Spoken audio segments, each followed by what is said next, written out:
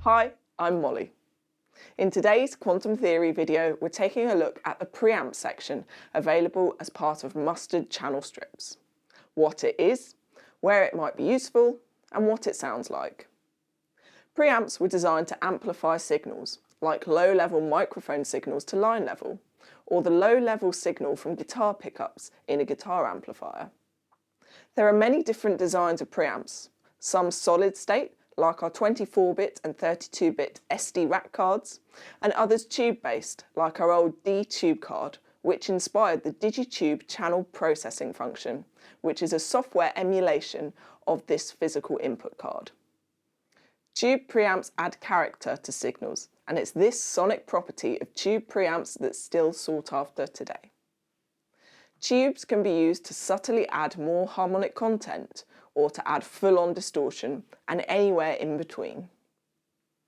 The mustard preamp section is a tube emulation stage. There are two types of preamp available on the mustard channel strip: tubes and preamp modeler. Tubes offers a simple preset-like interface with just a drive and an output control. The preamp modeler offers a much more in-depth control. If you're after just a quick bit of distortion, go for the tubes type. If you want full control or have a particular tone that you want to dial in, go for the preamp modeler. The mustard preamp modeler is a two-stage tube preamp emulation. The signal starts by being split through a crossover filter.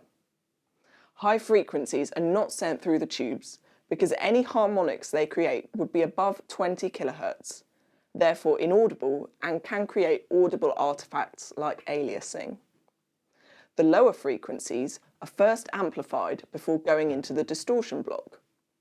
The amount they are amplified by is controlled by the drive control. In the first tube stage, there is a choice of even harmonics or odd harmonics. What this means behind the scenes is there's a choice of the type of tube being emulated. One creates louder even harmonics, the other creates louder odd harmonics. The second tube stage includes a bias control. This adds a signal offset or asymmetry before going into another tube, again with either odd or even harmonic control. This second tube stage can also be bypassed by putting the control to off. Along with the bias control, there's a saturation control. Engaging this button increases the effect of the bias for even more distortion. Thinking back to the high frequencies that we didn't send through the distortion circuit, we have control over the level of these with the HF boost before they are mixed back into the rest of the signal. Finally, we have an output control. You can think of this like a makeup gain to compensate for any level increases or decreases that happen in the distortion circuit. Our other preamp type, tubes, offers a much simpler interface. Along the bottom are 6 different styles of tube distortion, ranging from low gain to high gain. The drive control adds more distortion, and the output control is your makeup gain. The use of tube modelling introduces more harmonic content, which can be great for making instruments sound fuller.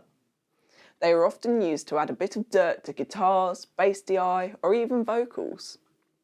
Of course, there are no hard and fast rules as to where you can and can't use them, and if pushed to the extreme, they can create some really cool effects. Let's have a listen to our mustard preamp section on some real audio.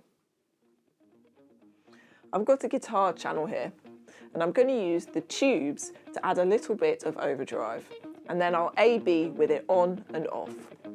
First, on.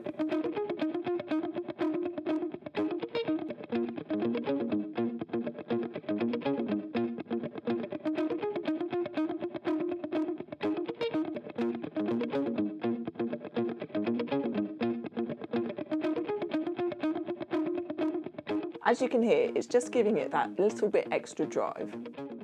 Now let's try it on a vocal channel. I'm going to use the preamp modeler to give it quite a bit of distortion, and then we'll push it to the extreme and see what we get. Know that I adore you.